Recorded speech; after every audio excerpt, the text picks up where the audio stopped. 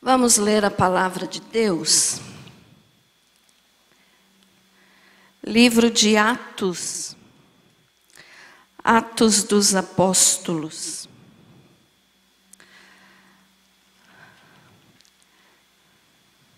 Capítulo 3.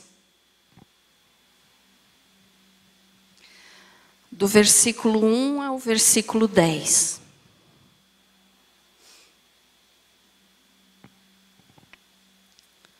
Glória a Deus. Diz assim: a cura de um coxo. Pedro e João subiam ao templo para a oração da hora nona. Era levado um homem coxo de nascença, o qual punham diariamente à porta do templo chamada Formosa, para pedir esmola aos que entravam. Vendo ele a Pedro e João, que iam entrar no templo, implorava que lhe dessem uma esmola. Pedro, fitando-o juntamente com João, disse: olha para nós. Ele os olhava atentamente, esperando receber alguma coisa. Pedro, porém, lhe disse: não possuo nem prata nem ouro, mas o que tenho, isso te dou. Em nome de Jesus Cristo Nazareno, anda. E tomando-o pela mão direita, o levantou.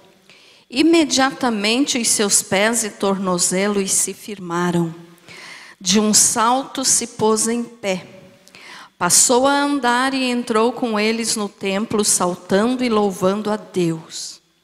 Viu todo o povo a andar e a louvar a Deus, e reconheceram ser ele o mesmo que esmolava, assentado à porta formosa do templo, e se encheram de admiração e assombro por isso que lhe acontecera. Querido Jesus, que o teu nome seja exaltado nesta palavra, que assim seja. Amém. Pode se assentar. Glória a Deus. Muito bem, veja só, irmãos. Nós sabemos que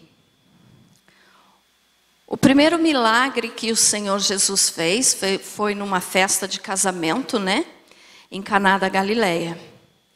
E aqui no livro de Atos, agora já o tempo da igreja, Lucas, o apóstolo, né? Ele contou esse milagre aqui realizado agora já na época da igreja pelos discípulos. Então, o primeiro milagre que Jesus fez no ministério terreno dele foi num casamento. E aqui agora repetindo então, já é o tempo da igreja, Jesus já tinha sido, já tinha ressuscitado, tinha subido ao céu, e agora os discípulos estavam fazendo a obra no nome de Jesus. E então Lucas, né, o médico, ele foi o primeiro milagre que ele relatou aqui, como do período da igreja. Não significa que outros milagres não tivessem sido feitos. Foi feito muitos milagres. Mas esse aqui, por ter sido feito no templo, Lucas colocou aqui então como o primeiro. Foi o primeiro que foi relacionado aqui no livro de Atos. E esse milagre então, ele nos ensina uma coisa muito importante. Que quero falar para você então hoje a respeito desse homem, esse homem coxo. E que eu posso dizer para vocês, então, que eu vou estar contando a história de um homem que olhava para os pés dos outros homens. Como assim, pastora?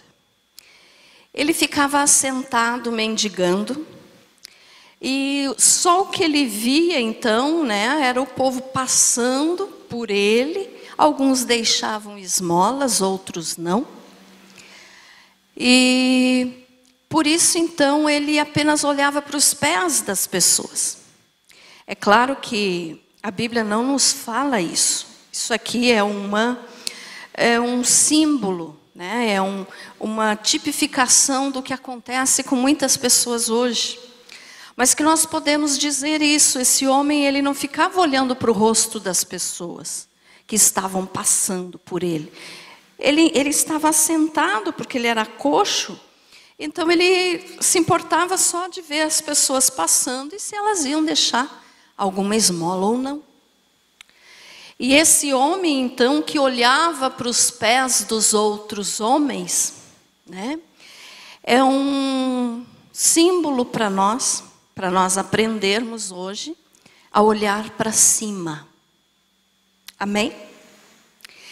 E também teve, né, nós sabemos que Jesus, enquanto ele estava aqui na terra, ele também realizou um outro milagre, que está escrito em Lucas, capítulo 13, do versículo 10 ao 13, que era sobre aquela mulher encurvada. Então essa mulher também nós podemos dizer que ela apenas olhava para os pés das pessoas. Porque ela vivia encurvada, ela não conseguia levantar, né, a sua cabeça. Ela vivia só curvada assim, ó, então ela só caminhava assim. Então dificilmente ela enxergava o rosto das pessoas. E para nós então entendermos bem essa mensagem, eu estou usando esse exemplo. O homem coxo e a mulher encurvada, eles olhavam para os pés das outras pessoas. Ficou entendido isso, irmãos? Amém? É claro, já falei e vou repetir, a Bíblia não fala essa frase, que eles olhavam para os pés das pessoas. Não, mas isso a gente pode entender pelo fato de que eles viviam assim. Então eles não davam muita importância para olhar para cima, enxergando o rosto das pessoas. Mas o Senhor Jesus mudou a história da mulher encurvada, e depois Pedro também foi usado então por Deus, né, para mudar a história da vida desse homem coxo. E é isso que nós vamos entender um pouquinho hoje. Então veja só, ali ó, diz assim, a cura de um coxo. Pedro e João subiam ao templo para a oração da hora nona. Pedro e João, irmãos, eles eram,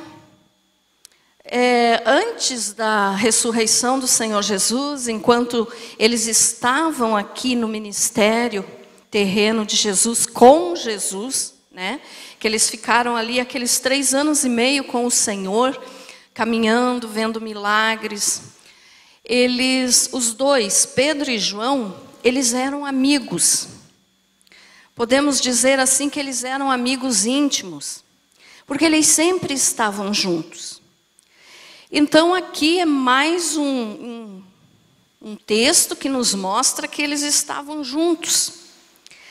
E eles eram então esses amigos, né, que durante o ministério de Jesus estavam sempre juntos. Ó, eles estavam juntos na ressurreição da filha de Jairo, eles estavam juntos no Monte da Transfiguração, eles estavam juntos no Jardim do Getsêmani, eles estavam juntos na preparação da Páscoa.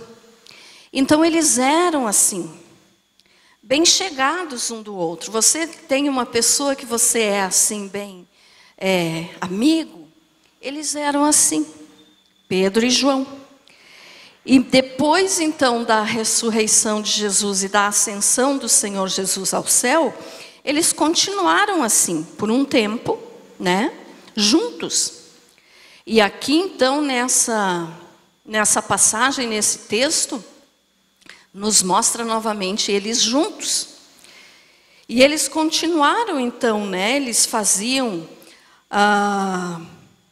as pregações juntos, eles andavam juntos. E só que tem um detalhe. Isso aqui às vezes nos faz pensar um pouco como é importante ter diferenças nas amizades.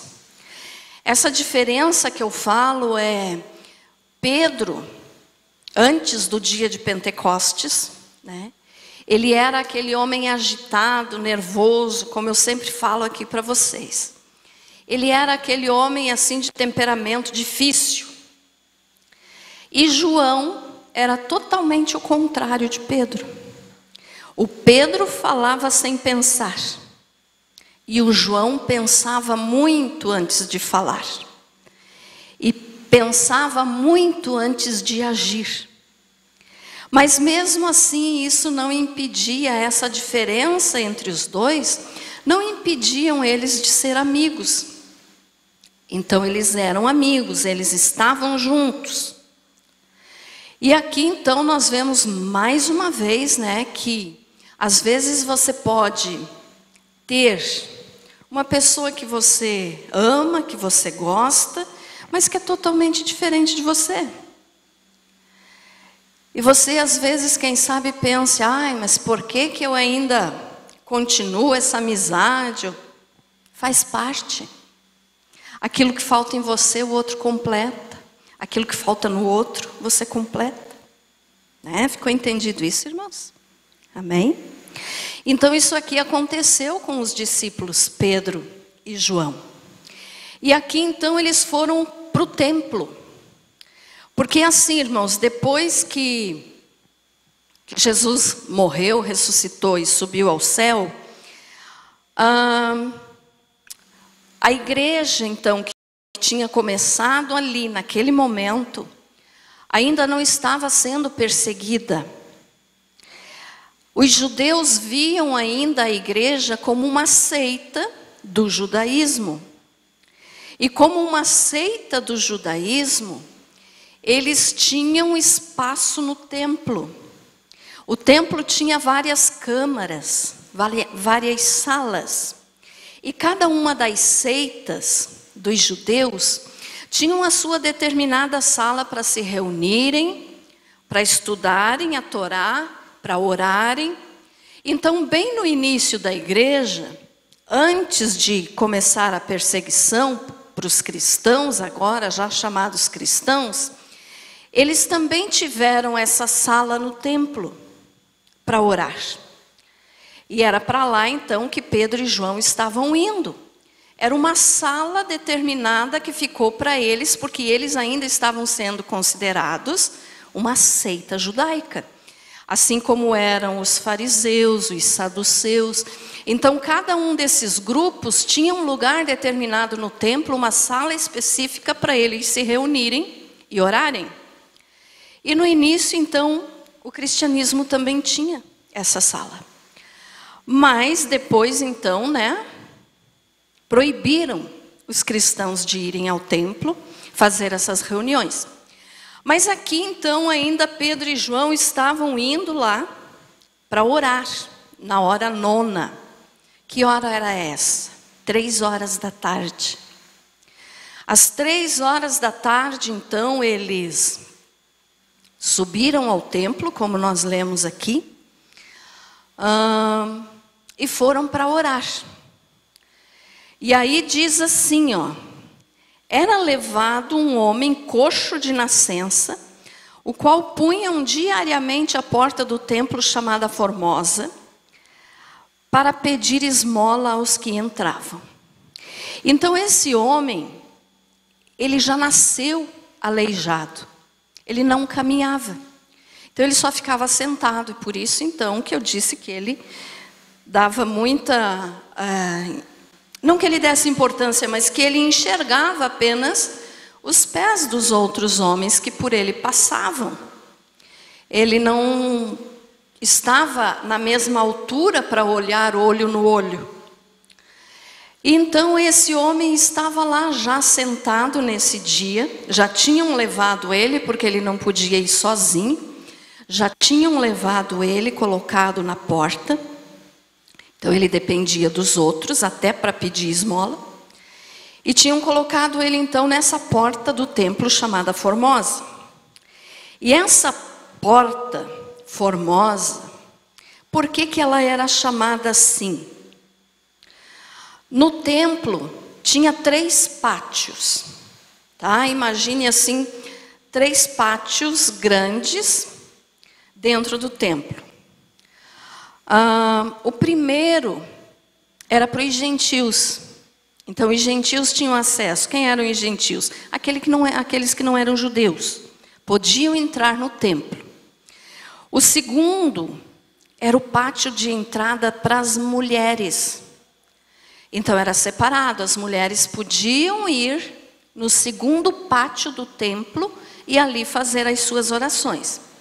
E o terceiro pátio era para os homens judeus. Apenas para homens judeus.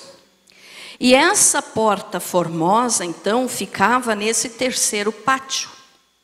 Então, por isso, largavam o aleijado lá. Ele era um homem e era judeu. Então, colocavam ele sentado na beira dessa porta, chamada Formosa. Mas ele não podia entrar dali para dentro.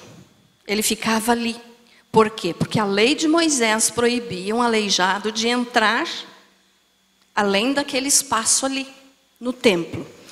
E essa porta, então, ela media 25 metros de altura, bem grande, né?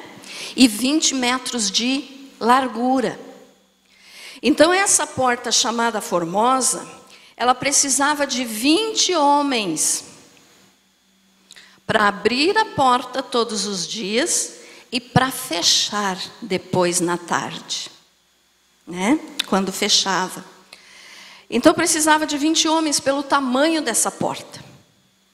25 metros de altura e 20 de largura. E chamada de Formosa também, porque não somente pelo seu tamanho, mas porque ela era feita de metal e coberta de ouro e de prata. Então, quando batia a luz do sol, refletia aquele brilho do ouro e da prata, principalmente do ouro, né? E ofuscava a vista de quem estava ali olhando para a porta. Então, esses detalhes é que fazem a importância do nome, Porta Formosa. É por isso, quem sabe você já tinha lido a respeito dessa Porta Formosa, mas não sabia nada sobre ela. Então, a Porta Formosa tinha essas características. E olha só, uma porta muito bonita, coberta de ouro enorme, grande, mas que em contraste do luxo dessa porta, então, estava ali um homem aleijado, mendigando, todo esfarrapado, sentado à beira da porta. E isso então nos faz ver, né, que muitas pessoas hoje ainda estão do lado de fora do templo, ou seja, ainda estão longe de Deus, estão para o lado de fora da igreja. Quantas são as pessoas, às vezes, irmãos, que têm vergonha de entrar numa igreja pelo fato de que os outros vão rir dele e vão dizer, indo na igreja? Né? E aí se preocupam e não vão para a igreja, então estão do lado de fora. Outros não são bem-vindos em determinadas igrejas. Então tem outros que até querem ir para a igreja. Mas quando verem o luxo de tamanhas igrejas que existem hoje por aí, por serem humildes, por serem simples, não se acorajam a entrar. Então tem esses contrastes. Ficou entendido isso, irmãos? Amém? Então tem essas coisas, né, que nos fazem pensar. E aí então, olha só, esse mendigo esfarrapado, né, deitado ou sentado ali do lado de fora dessa porta tão luxuosa do templo, ele não podia caminhar e ele ficava ali então pedindo ajuda para quem passasse. E aí, nesse dia, a vida dele iria mudar. Graças a Deus. No versículo 3 diz assim: vendo ele a Pedro e João que iam entrar no templo, implorava que lhe dessem uma esmola. Então, como eu falei, vendo ele, a Pedro e João, ele viu 2 homens chegando. E quando ele viu esses homens, então, ele não sabia quem era, ele começou a pedir, como ele fazia para todos os outros. Começou a pedir ajuda. Começou a pedir esmola. E aí nós vemos a resposta, de Pedro. No versículo 4. Pedro, fitando-o, quer dizer, olhando bem para ele, juntamente com João, disse: olha para nós. Então aqui nós já podemos entender que ele nem olhava para as pessoas, ele pedia ajuda, ele estava ali, não sei se com uma tigelinha ou sei lá o que ele tinha na mão, um pratinho, para que as pessoas colocassem o dinheiro, a esmola. E ele nem olhava então para as pessoas que estavam dando esmola para ele. Mas aí Pedro olhou para ele e disse: olha para nós. Esse olha para nós aqui, irmãos, nós podemos então notar esse detalhe que eu já falei, que ele ficava só olhando para baixo, mas também significa que nós temos que olhar para cima, nós temos que olhar para Deus, nós temos que olhar para o alto. Aqui era Pedro e João, mas quantas pessoas hoje vivem cabisbaixas, olhando só para o chão, Eu já falei aqui há um tempo atrás, faz tempo já que eu falei isso, que o porco, não sei se você lembra, o porco, ele não consegue olhar para cima. Você já observou isso a respeito do animalzinho, o porco? Quem é que já viu isso? Ele não pode erguer assim, a cabeça. Eu não vou lembrar o nome agora do osso, mas ele tem um determinado osso no seu pescoço, que é um pescoço que a gente chama de pescoço, mas que na realidade nem é pescoço, A cabeça do corpo já é praticamente bem próxima ao corpo. Então esse osso não dobra e o porco não pode olhar para cima. Então você pode dizer: mas pastor, o que é que o porco tem a ver conosco? Porque veja só, o porco na lei de Moisés era e é ainda considerado um animal imundo. Quer dizer, o povo judeu não come carne de porco, não gosta de porco. E era um animal imundo, pela lei que Deus passou para Moisés. Mas aqui é um símbolo, é uma simbologia do povo que não serve a Deus, que não teme a Deus. Muitas vezes é chamado pelos judeus de porco e também de cachorro. Tem aquela outra passagem, que Jesus fala para a mulher que a fé dela é muito grande. Aquela mulher que foi pedir para que Jesus, a mulher Ciro-Fenícia, foi pedir para que Jesus libertasse a sua filha que estava endemoniada. E Jesus disse: não, eu não vim para Canaã, eu vim para Israel. E eu não posso tirar o pão dos filhos e lançá-lo aos cachorrinhos. Quem é que lembra desse texto? Então ali também é uma maneira de entendermos que o povo judeu tratava também aqueles que não eram judeus como cachorro. E aí a mulher disse: mas o cachorro também come das migalhas que caem da mesa do seu Senhor. E aí Jesus disse: mulher, grande é a tua fé, vai e seja feita conforme a tua fé. Quando ela chegou em casa, a filha dela estava liberta. Mas o que nós entendemos aqui então é isso, o símbolo, o cachorro e o porco, que é o que eu estou falando agora, considerados impuros pelo povo judeu. Então quem não era judeu era chamado de cachorro e também de porco. E aí então, olhando para esse exemplo, tipificando isso, nós podemos entender que o porco não olha para cima. Quer dizer, ele vive para baixo, ele só olha para a sujeira, ele só olha para a imundícia, ele só olha para a sua lavagem ali no chiqueiro, né? Por quê? Ele não consegue olhar para cima. E o povo que está sem Deus é assim. Não estou dizendo que a pessoa não vai poder olhar, dobrar o pescoço, não é isso. Mas espiritualmente falando, a pessoa que não serve a Jesus, que não tem Deus no coração, ela vive olhando para baixo. Por quê? Porque só dá valor para as coisas terrenas e só está na lama do pecado. Ficou entendido isso, irmãos? Amém? Então veja só, o porco é um símbolo, eu só ilustrei aqui, né? Mas então esse homem olhava só para baixo. E aí Pedro disse: olha para nós. E aí quando Pedro falou isso, ele olhou. Aí no versículo 5, ó, então é claro, né, que ele tinha condições de olhar para cima, mas por causa da sua pobreza e até da sua vergonha de estar ali pedindo todos os dias, porque não é uma situação agradável, né, irmãos? Ele ficava cabisbaixo. Então ele olhava para baixo. Ele não tinha aquela alegria de olhar para cima e dar um sorriso. Mas aí Pedro chegou e disse: olha para nós. E no 5 diz assim: ele os olhava atentamente.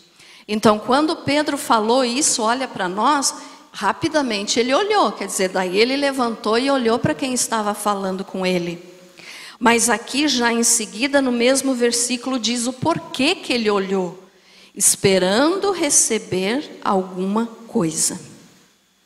Então quando Pedro disse: olha para nós, ele olhou rapidamente, mas ele não estava imaginando o que poderia acontecer com ele.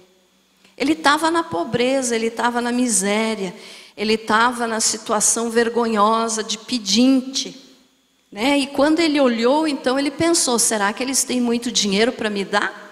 Com certeza foi uma coisa assim que ele deve ter pensado, né? Porque ele olhou rapidamente e ficou esperando. Mas aí no versículo 6, Pedro disse assim, ó: Pedro, porém, lhe disse: não possuo nem prata nem ouro. Quando Pedro falou isso, com certeza o coitado disse: né? Não vou ganhar nada. Se quem está falando para eu olhar para cima está dizendo que não tem dinheiro, então eu não vou receber nada. E aí Pedro continuou dizendo assim, ó: mas o que tenho, isso te dou. Em nome de Jesus Cristo Nazareno, anda. Então aquele mendigo nem sonhava, né? Com certeza, quando ele acordou naquela manhã para ser levado lá para a porta do templo, ele nem imaginava que naquele dia ele ia deixar de ser coxo e iria começar a caminhar.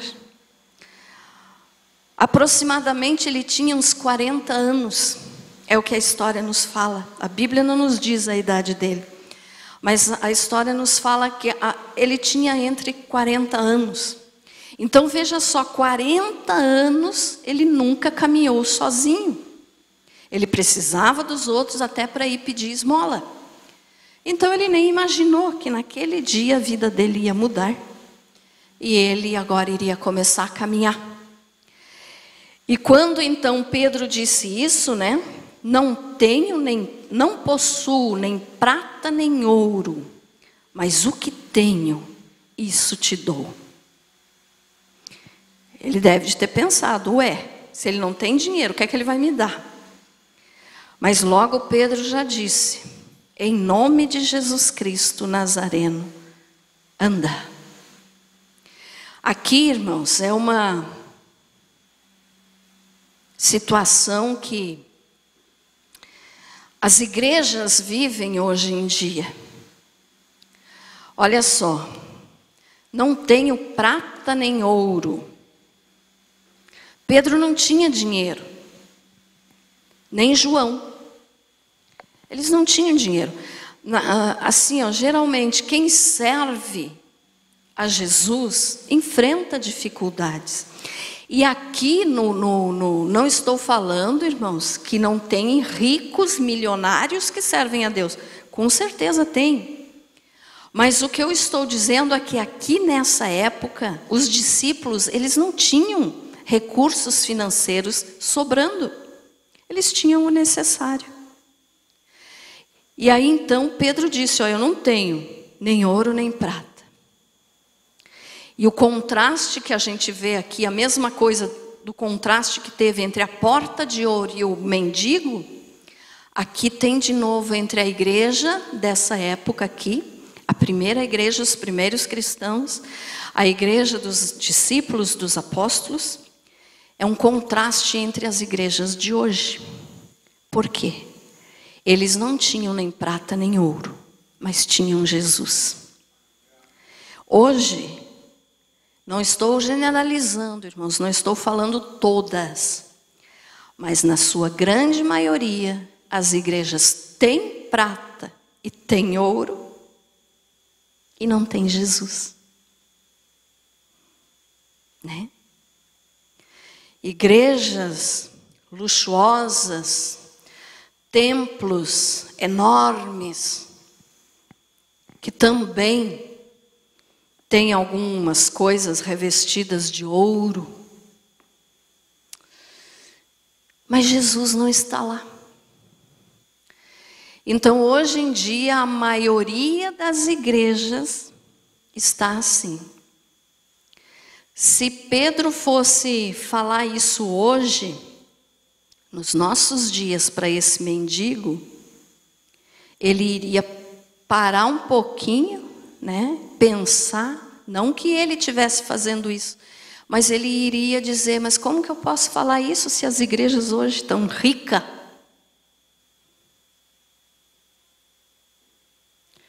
Tem igreja que pena, irmãos, passa trabalho para juntar dinheiro, para pagar talão de luz, de água, tem. E graças a Deus por essas igrejas, porque quem sustenta é o Senhor. É preciso tudo isso. É preciso ter dinheiro para as despesas. Mas tem igreja que vive à custa de dinheiro. É luxo. É festa. É apresentações grandiosas com artistas famosos, com músicos e cantores famosos que cobram muito caro para ir num culto e cantar ou pregar. Mas essa canção e essa pregação são vazias, porque não tem Jesus. Então a igreja que não tem Jesus está morta. E hoje então muitas infelizmente estão vivendo isso. Qual é o grande pregador hoje, estou falando dessas mega igrejas, que se encorajaria a dizer para um aleijado, não tenho prata nem ouro, mas tenho Jesus. Em nome dele, levanta e anda. Estão entendendo o que eu estou falando, irmãos? Amém? Então, olhe só. Não possuo nem prata nem ouro, mas o que tenho, isso te dou. Em nome de Jesus Cristo Nazareno, anda. E tem uma história de Agostinho. Não, estou confundindo, não é Agostinho, é o Tomás de Aquino. Quem é que já viu falar de Tomás de Aquino? Ele foi um dos primeiros papas católicos que tinha, frades, um padre, podemos dizer assim, católicos que tinha diferenças nos seus pensamentos com a Igreja Católica. E a história nos conta, não estou inventando isso, tá, irmãos? A história nos conta que um dia o Tomás de Aquino, ele viveu no século XVIII. Ele foi visitar o Papa daquela época, que era o Papa Inocêncio II.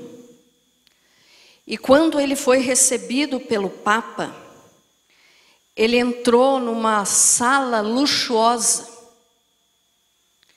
para poder falar com o Papa. O Papa estava lá, então, nessa sala luxuosíssima, contando dinheiro. E aí o Papa,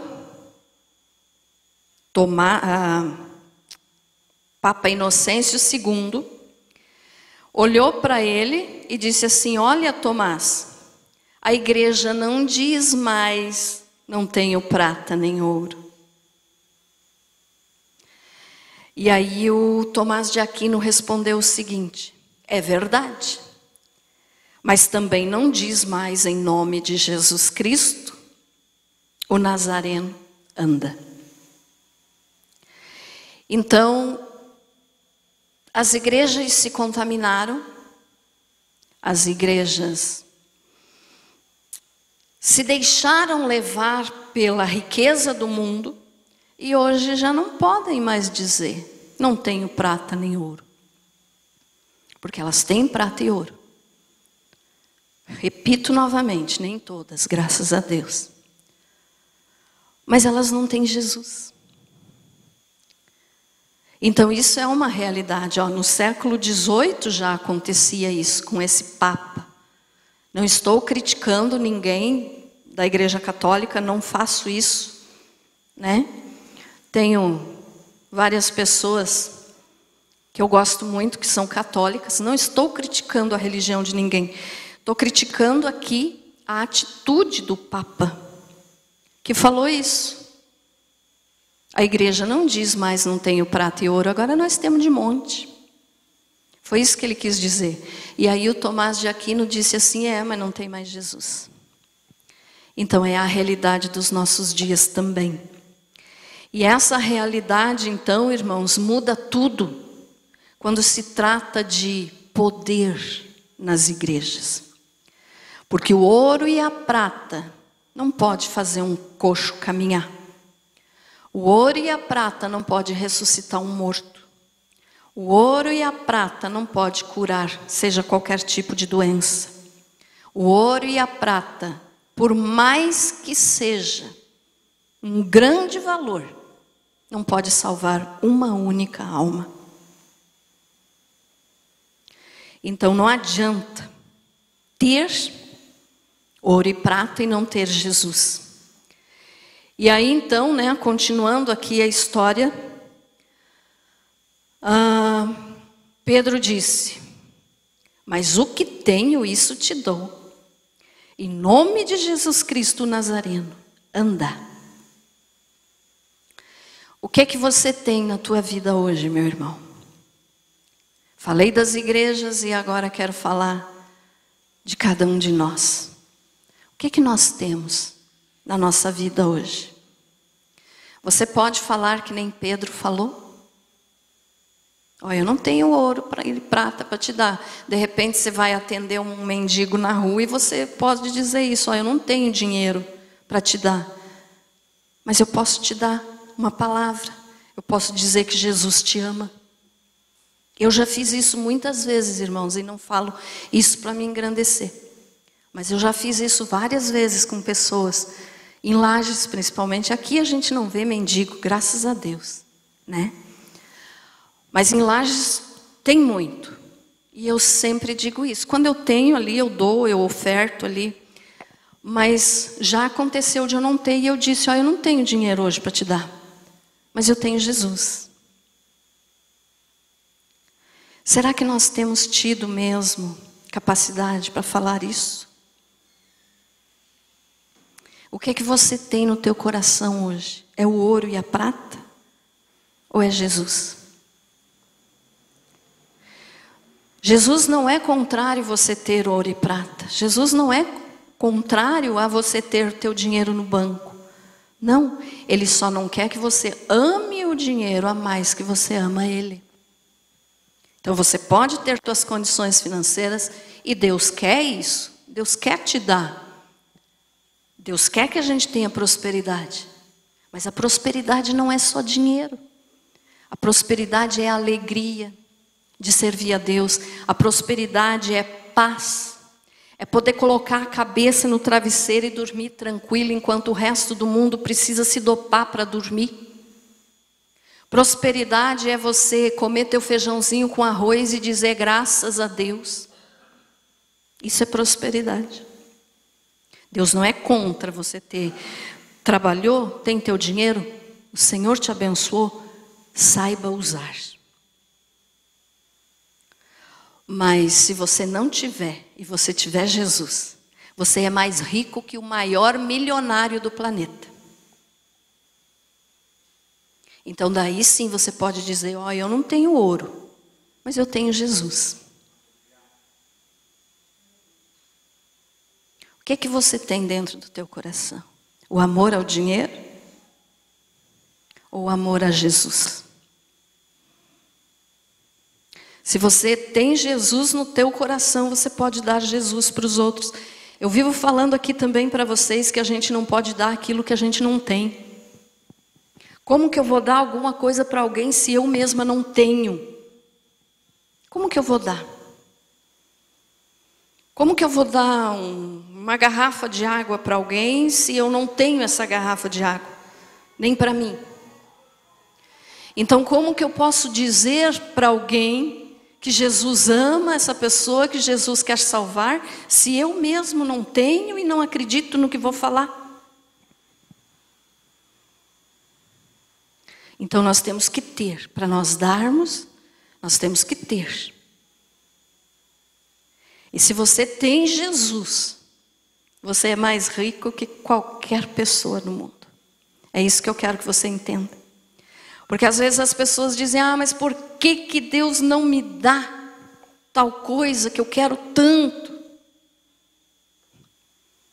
Você tem necessidade daquilo para você continuar vivo? Deus sabe que não. Aquilo que você tem necessidade, Deus te dá. A palavra do Senhor nos diz em Tiago que nós temos que ser satisfeitos, estarmos satisfeitos com aquilo que temos. Então, se você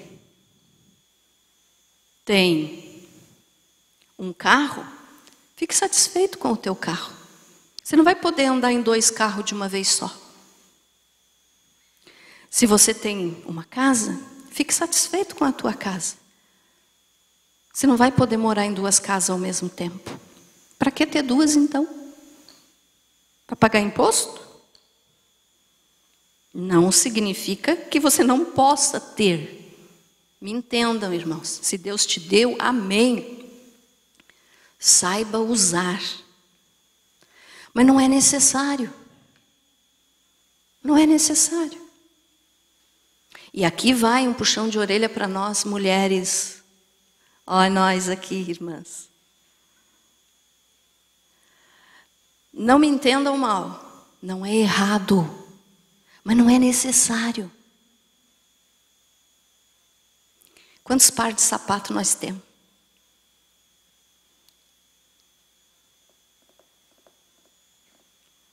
Eu sei que eu tenho bastante.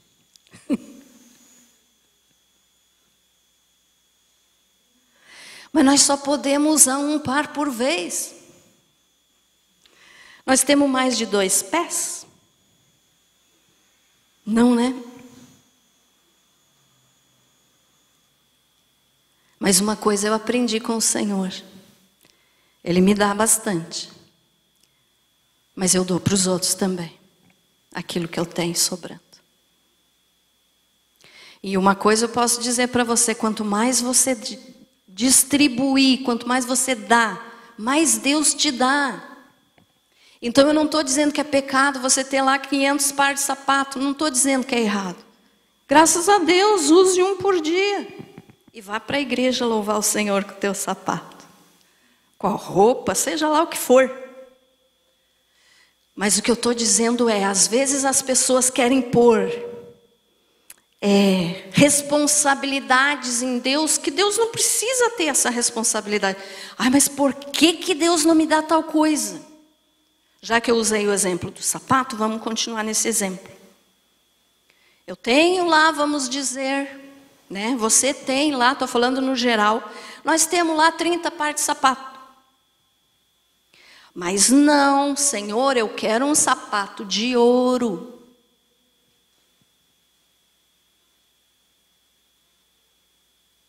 Mas Deus sabe que você não precisa de um sapato de ouro. Você pode caminhar com chinela havaiana? É ou não é? E para começar, Deus está te protegendo, porque se Ele te der um sapato de ouro, você vai ser assaltado na rua no primeiro momento que pisar na calçada. Estão entendendo, irmãos? Foi só um exemplo que eu usei, mas que faz a gente pensar. Deus dá, mas Ele dá aquilo que nós precisamos, não o que nós pedimos. Deus ouve todas as orações, pastora? Não. Não ouve. Tem muitos desses cartãozinho, como é que a gente chama? Essas coisas que vai no zap, assim. É cartão, Felipe? Aqueles desenhinhos, assim. Porque Deus ouve. Hã? É, aqueles desenhos. Porque Deus ouve todas as tuas orações. É mentira. Deus não ouve todas as nossas orações. Ele só ouve aquelas que estão de acordo com a vontade dEle. Por que que eu vou pedir para Deus um avião a jato, se eu não vou usar? Deus não ouve toda a oração que você faz, meu irmão. Agora, aquela que nós fazemos, que é de acordo com a palavra dEle, e que é de acordo com a vontade dEle, essa você pode ter certeza que não cai no chão. Essa Ele ouve. E Ele pode nem responder no mesmo dia, pode levar anos para Ele responder aquela tua oração, mas Ele vai responder. Agora, não acredite nessas histórias que dizem que toda oração Deus ouve, é mentira. Deus vai ouvir a oração de alguém que está querendo e pedindo para que o outro morra? Deus vai ouvir essa oração, irmãos? Não. E eu já vi pastores famosos de televisão dizendo: orei por tal pessoa para morrer. E um fica ameaçando o outro, né? Aquelas rixas daqueles pastores assim bem famosão que tem por aí, um ameaça o outro porque eu orei para você morrer, porque você vai pagar, porque você... Espera aí. Estão querendo se colocar no lugar de Deus? Então esse tipo de oração Deus não ouve. Então não é toda a oração que Deus ouve. Mas essa oração aqui, ó, que nós estamos estudando essa noite aqui. Pedro nem precisou orar, ele deu uma ordem. Por quê? Porque estava de acordo com a vontade de Deus. Pedro, porém, lhe disse: não possuo nem prata nem ouro, mas o que tenho, isso te dou. Em nome de Jesus Cristo Nazareno, anda. E o que aconteceu? Versículo 7. E tomando-o pela mão direita, o levantou. Então Pedro pegou na mão direita do mendigo e levantou ele. Imediatamente os seus pés e tornozelos se firmaram. De um salto se pôs em pé. Passou a andar e entrou com eles no templo, saltando e louvando a Deus. Agora olhe outro detalhe aqui. Eu quero que você aprenda, irmãos, assim, ó. Quando você for ler um texto da Bíblia, não apenas leia assim rapidinho, e tomando pela mão, levantou, Não, pare, pense, analise, veja o que é que você está lendo ali. Olha só, e tomando-o pela mão direita, o levantou. Pedro podia muito bem ter dito só assim: fique curado em nome de Jesus, levante e vá para a tua casa. Mas não. Ele segurou na mão. Ele ajudou. Hoje tem gente que ganha muitos para Jesus. Mas depois que ganha, abandona. De que adianta? Agora você tem Jesus, se vire. Não é assim. Olha só, e tomando pela mão, quer dizer, ajudando, erguendo, fortalecendo. E tomando-o pela mão direita, o levantou. Não adianta você só falar que Jesus ama alguém se você não ajudar essa pessoa a se levantar quando ela conhecer Jesus. Porque ela ainda está engatinhando, não conhece nada, não sabe nada de Bíblia. E aí você pensa assim, agora se vire. Não, Paulo falou que tem os que tomam leite ainda, os meninos, né? As criancinhas na fé. E que nós precisamos ajudar. Até eles chegarem a ter um alimento sólido. Quer dizer, entender. Então aqui Pedro disse, anda. Mas como que o homem ia andar sozinho se ele ficou 40 anos com as pernas travadas? Pedro foi lá, pegou pela mão, ergueu e ajudou. Você tem ajudado alguém a ficar de pé? Jesus fez o mesmo que Pedro fez aqui. Quando Jesus chegou na casa de Pedro, antes de Jesus morrer na cruz, ele foi na casa de Pedro, né? A sogra de Pedro estava doente com febre muito alta. Jesus curou ela, pegou ela pela mão, ajudou ela a se levantar. E depois que ele ajudou ela a se levantar, ela foi servir o Senhor Jesus. Esse servir não significa só servir que começou que se converteu. Não, ela foi servir, quer dizer, ela estava doente. Ela se levantou e foi preparar alguma coisa para Jesus comer. Ela foi receber Jesus com alegria na casa dela. Mas o que é que Jesus fez? Ele podia também ter dito assim, já te curei, levante, saia daí, deixe de ser dengosa. Como muitos fazem, né? Mas ele pegou ela pela mão, levantou, ajudou. E aqui então nós observamos isso. E tomando pela mão direita, o levantou. Não adianta só você dizer que Jesus quer salvar e não orientar essa pessoa. Não explicar, não ajudar, não orar. Estão entendendo, irmãos? Amém? Imediatamente os seus pés e tornozelos se firmaram. Foi curado, na hora. Agora imagine se Pedro tivesse dinheiro e não tivesse Jesus. Esse coxo não tinha sido curado. Os pés e os tornozelos se firmaram. De um salto, quer dizer, ele deu um pulo. Ele deu um pulo. Começou a correr, a caminhar. De um salto se pôs em pé. Passou a andar e entrou com eles no templo, saltando e louvando a Deus. Outra lição aqui para nós. Também tem aqueles que recebem a bênção de Deus, que são curados, mas que nem sequer voltam na igreja para agradecer. Tchau, o que eu queria era a cura. Estou curado, agora vou embora, não quero saber de igreja, não quero saber de Deus. Mas esse coxo não, ele ficou tão feliz que ele começou a pular. Entrou no templo junto com eles, agora ele podia entrar. Enquanto ele estava coxo, a lei de Moisés proibia ele de entrar no templo. Agora ele estava curado. Então agora não tinha mais nada que impedisse ele de entrar naquela câmara, naquela sala de oração, junto com Pedro e João.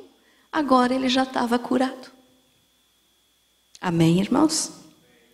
Então olha só, e entrou com eles no templo saltando e louvando a Deus.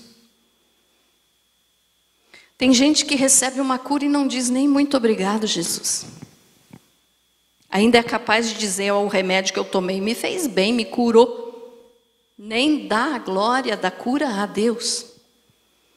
Não estou dizendo que é errado tomar remédio, tá, irmãos? Deus deixou conhecimento para o homem fazer isso, não é errado. Você pode consultar, ir no médico, tomar remédio, mas quando você for curado, lembre que quem deu conhecimento para aquele remédio ser feito Foi Deus. Então dê a glória a Deus.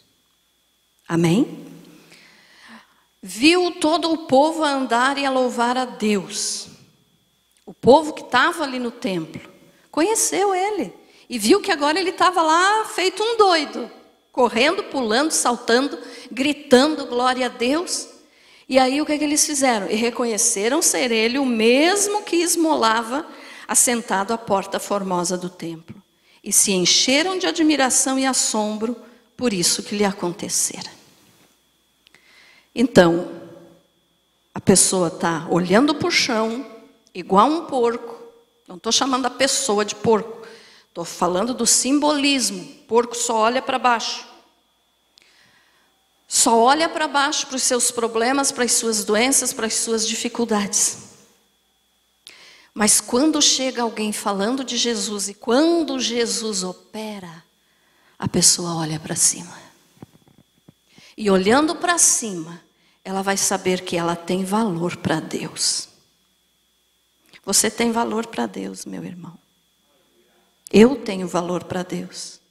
Mesmo que tenha pessoas que te desvalorizem, que dizem que você não vale nada, que dizem que você não presta. Deixe que os outros falem. O que importa é você saber que Jesus te ama. E que Ele te dá valor. Nós não merecemos ser salvos, como eu falo sempre. O que nós merecíamos era o inferno. Mas Jesus nos amou do jeito que nós somos, do jeito que nós éramos, e nos salvou. Então o que nós merecíamos era o inferno. Mas Jesus nos salvou pela sua graça e pela fé nele, hoje nós somos salvos. E por que Ele morreu por nós? Se nós não tivéssemos valor, Ele não teria morrido por nós. Mas Ele viu valor em nós. Então Ele ama você do jeito que você é. Quem sabe você diga assim, mas eu mesmo reconheço que eu não presto. Não prestamos mesmo. Nós não prestamos. Mas depois que nós viemos para Jesus, aí a gente muda, né? Muda ou não muda? Lembra das coisas que você fazia antes que hoje você tem nojo? Você mudou. Eu mudei. Aquele que aceita Jesus, irmãos, tem um detalhe: não tem mais passado. Seja lá o que for que você fez no teu passado, você matou, você roubou, você fez impossíveis. Você veio para Jesus, você não tem mais passado. Agora você só tem presente e futuro. Então faça desse presente e futuro coisa boa. Olhe para cima, olhe para Jesus. Amém? Até em falar de olhar para cima, né? Não sei se você tem acompanhado isso, mas saiu um filme aí em Hollywood, né? Os filmes aí, que o nome do filme é Não Olhe para Cima. Ali conta a história de um asteroide que vai cair na Terra, então tem toda aquela história, aquela coisa ali. E pelas críticas que eu vi, eu não assisti o filme, não sei, mas pelas críticas que eu vi, diz que é um filme muito chato. Que não vale nem a pena perder tempo em assistir. Mas, por trás de tudo isso tem um mundo espiritual. O que é que eles estão dizendo, irmãos? Eles não estão falando apenas do meteoro, não olhe para cima. Eles estão falando, não olhe para cima, quer dizer, ei, olhe para cima não busque em Deus, não queira Deus. Mas a palavra de Deus nos diz isso. Olhe para cima. Eleva os meus olhos para os montes. De onde me virá o socorro? O meu socorro vem do Senhor que fez os céus e a terra. Eleva os meus olhos para os montes. Quer dizer, eu estou olhando para cima. Eu não estou ali olhando para os meus problemas, para as minhas dificuldades, para a minha podridão. Eu estou olhando para Deus. Então olhe para Jesus. Busque em Jesus, queira Jesus. Sem Jesus, aí sim. Aí nós somos igual aquele porco lá mesmo, que está lá no chiqueiro. Mas com Jesus nós somos ovelhas. Ovelha não vive em chiqueiro. Assim, irmãos, tem uma frase que eu gosto muito. O crente que gosta do mundo é igual a ovelha que gosta do chiqueiro. Não tem ovelha que goste de estar no chiqueiro. Porco gosta de estar no chiqueiro. E nós não somos porcos. Nós somos ovelhas do Senhor. Amém? Muito bem.